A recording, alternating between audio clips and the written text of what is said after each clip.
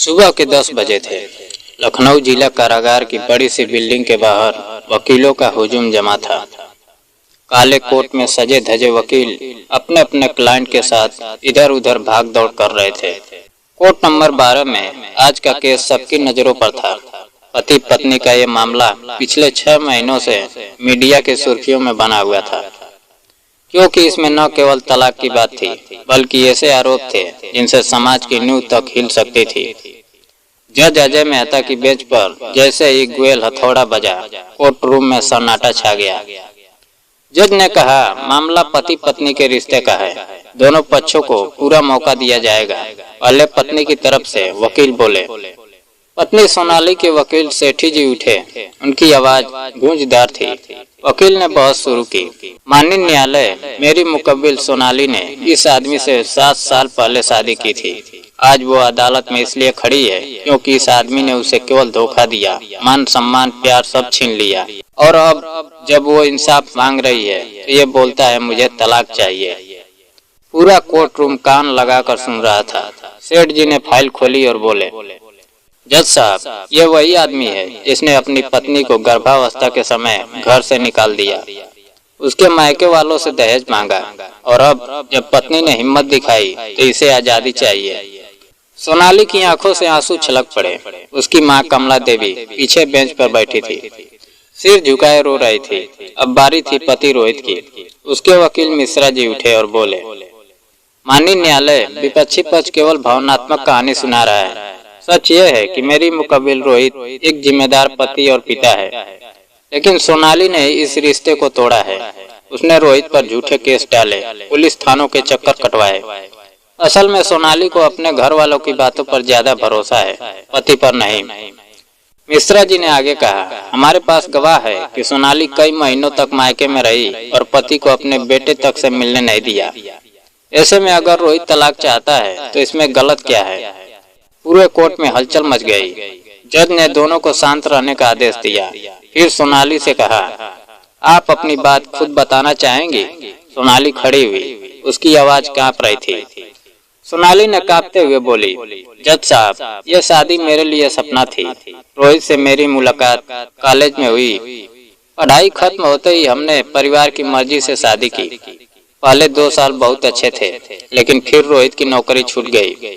उसने शराब पीना शुरू कर दिया, रात रात भर दोस्तों के साथ बाहर रहना शुरू किया, और जब मैंने विरोध किया तो मारपीट करने लगा। गर्भावस्था के समय जब मुझे उसकी सबसे ज्यादा जरूरत थी तो उसने कहा, तू बोझ है मेरे ऊपर, तेरे घर वाले पैसे क्यों नहीं देते? उस दिन उसने मुझे धक्का दिया और मैं सीढ़ियों से गिर गई। पेट में चोट लगने के कारण मेरा बच्चा समय से पहले पैदा हुआ, वो भी कमजोर हालत में। उसका खर्चा माँ ने उठाया और ये बस देखता रहा। सोनाली रोहित की तरफ इशारा करते हुए बोली, और ये कभी अस्पताल भी नहीं आया। पूरा कोर्ट सन्न रह गया। जज की भवें सिकुड़ गई। रोहित तुरंत खड़ा हो गया और बोला, ये सब झूठ है जज साहब, मैंने कभी हाथ नहीं उठाया। हाँ, नौकरी छूटी थी, लेकिन मैंने काम ढूंढने की कोशिश की। ये और उसकी माँ हर बात पर ताने देती थी। पैसे की कमी को लेकर मुझे नीचा दिखाती थी। और जहाँ तक इस बच्चे का सवाल है, इस बच्चे के बारे में भी मुझे शक है।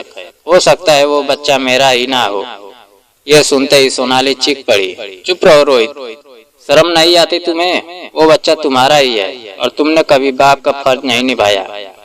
कोर्ट रूम में हंगामा मच गया। जज ने गार्ड को बुलाकर शांति करवाई। पत्नी की माँ कमला देवी को गवाह के तौर पर बुलाया गया। उनकी आंखें सूजी हुई थी। कमला देवी ने कहा, जज साहब, मैं माँ हूँ, मेरी बेटी ने बहुत कुछ सहा है। रोहित ने उसे इतना रुलाया कि वो कई बार जहर खाने तक की सोच चुकी थी, लेकिन उसने हमेशा अपने बेटे की वजह से सहा। आज अगर बेटी अदालत आई है तो सिर्फ इसलिए कि उसके बेटे को बाप का नाम तो मिले, लेकिन माँ की इज्जत भी बनी रहे। कमला देवी के शब्दों ने सबको भावुक कर दिया। फिर अस्पताल के डॉक्टर को बुलाया गया। डॉक्टर ने कहा, जी हाँ, सोनाली मैडम प्रेगनेंसी के दौरान तनाव और चोटों की वजह से एडमिट हुई थी। बच्चा प्रीमेच्योर डिलीवरी से हुआ, हमारे पास रिपोर्ट्स है। यह सुनकर रोहित का चेहरा उतर गया। अब मिश्रा जी ने आखिरी दाव खेला। माननीय न्यायालय, हमारे पास सबूत है कि सोनाली के जीवन में कोई और भी था। हमारे पास कुछ फोटो है, उन्होंने फोटो लहराई। उसमें सोनाली अपने ऑफिस के एक सहकर्मी के साथ थी। सोनाली गुस्से में बोली, यह झूठ है जज साहब, वो मेरे ऑफिस का दोस्त है, भाई जैसा है। अगर उसके साथ खड़े होने का मतलब गलत रिश्ता है तो फिर यह समाज औरतों को सांस भी नहीं लेने देगा। जज ने फोटो खारिज कर दी और बोला, ये कोर्ट है, अफवाहों का अड्डा नहीं। इतनी बहस के बाद जज ने कहा, अब फैसला सुनाने से पहले मैं दोनों से एक आखिरी सवाल पूछना चाहता हूँ। रोहित, अगर तुम्हें तलाक चाहिए तो क्यों चाहिए? सिर्फ इसलिए कि सोनाली तुम्हें पसंद नहीं है, या इसलिए कि वो तुम्हारी बातों में नहीं चलती? और सोनाली, अगर तुम चाहो तो आजाद हो सकती हो, लेकिन फिर क्यों इस रिश्ते को बचाना चाहती हो?